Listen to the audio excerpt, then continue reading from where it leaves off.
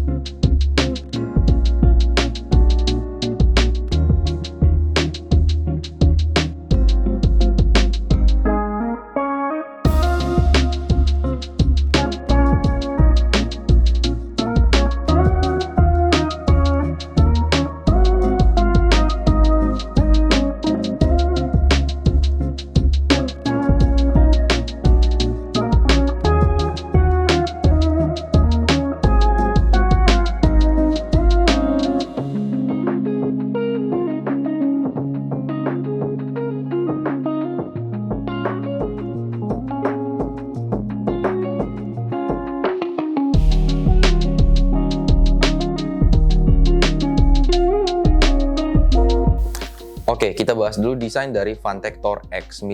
Nah, mouse ini memiliki desain ambidextrous atau maksudnya cocok untuk pengguna tangan kiri dan tangan kanan. Bentuknya simetrikal dengan dimensi panjang ada di angka 128 mm dengan lebar 68 mm dan tinggi mouse-nya sendiri ini ada di angka 41 mm.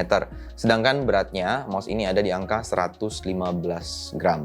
Dan mouse ini punya desain dengan 7 tombol yaitu klik kiri, klik kanan, middle click dan DPI changer up down, serta ada tombol forward dan backward pada sisi kiri dari mouse-nya. Sedangkan untuk desain dari lampu RGB-nya sendiri, mouse ini memiliki list RGB di bagian pinggiran hingga ke belakang mouse, dan pada bagian punggung mouse ini diberikan aksen logo Phanteks dengan iluminasi lampu LED RGB.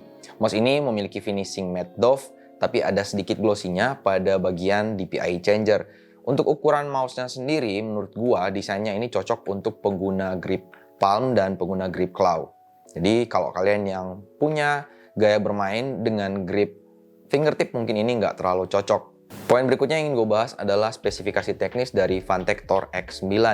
Nah, kalau gua cari di websitenya, gua nggak nemu untuk informasi mengenai sensor yang digunakan pada mouse ini. Tapi gue coba tanya ke orang Phanteks-nya sendiri. Orang Phanteks-nya bilang bahwa ini menggunakan sensor gaming by Phanteks. Dan untuk resolusinya ini diklaim berada di angka maksimal 4800 dpi. Sensornya ini diklaim punya tracking speed 60 IPS dan akselerasi 15G. Untuk polling rate-nya sendiri ini cuma berada di angka maksimal 125 Hz. Dan untuk switch yang digunakan pada tombol utama yaitu klik kiri dan klik kanan ini digunakan switch Wano yang diklaim tahan hingga 10 juta kali klik. Mouse ini juga udah support makro, jadi buat kalian yang mau main game dengan settingan makro, mouse ini udah support buat kalian. Dan untuk LED RGB light-nya juga ini bisa di-customize lewat software-nya. Jadi walaupun memiliki harga 100.000, tapi mouse ini sudah memiliki software untuk di-customization sesuai dengan keinginan kalian. Membahas mengenai software, di sini teman-teman bisa lihat seperti inilah tampilan software dari Phanteks Thor X9. Kalau menurut gue pribadi tampilannya nggak bagus-bagus amat, masih terbilang sangat-sangat simple. Dan pada menu bagian pertama ini kita bisa lihat ada base settings. Pada base settings di sini kita bisa menentukan fungsi dari masing-masing tombol Thor X9 yang bisa disesuaikan sesuai dengan keinginan kalian masing-masing. Dan ada 5 menu profile yang bisa disimpan, terserah kalian mau simpan di profile yang mana. Kemudian pada bagian kanan ini ada settingan untuk DPI dan fungsi dari scroll wheel-nya sendiri untuk berfungsi sebagai apa. Pada tab kedua ada advanced settings, di sini kita bisa mengatur pointer precision dan wheel speed dari scroll mouse-nya. Kemudian dari fire speed-nya juga, dan ada bisa dinamakan juga untuk makronya. Di sini adalah pengaturan makro. Dan kemudian yang paling terakhir adalah settingan dari lampu LED untuk mouse Phanteks Thor X9.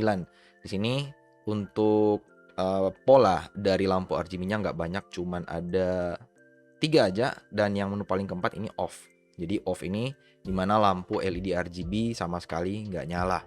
Jadi kira-kira seperti ini tampilan dari software Phanteks X9. Silahkan dinilai sendiri, kalian suka atau enggak, silahkan tulis di kolom komentar di bawah. Lalu kemudian bagaimana dengan performa dari mouse ini?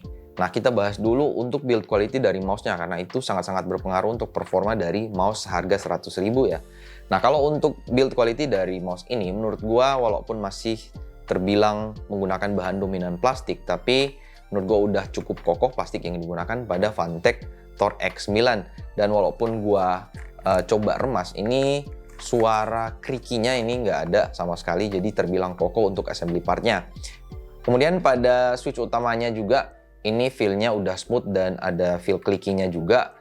Dan kemudian untuk rubber pada scrolling wheel-nya ini, juga ini step-nya udah enak banget. Jadi waktu kita gunakan, berasa banget di tangan ada grip-nya. Cuman untuk scroll wheel-nya sendiri, menurut gua ini kurang tactile, step-nya kurang berasa, jadi terlalu smooth waktu kita scroll.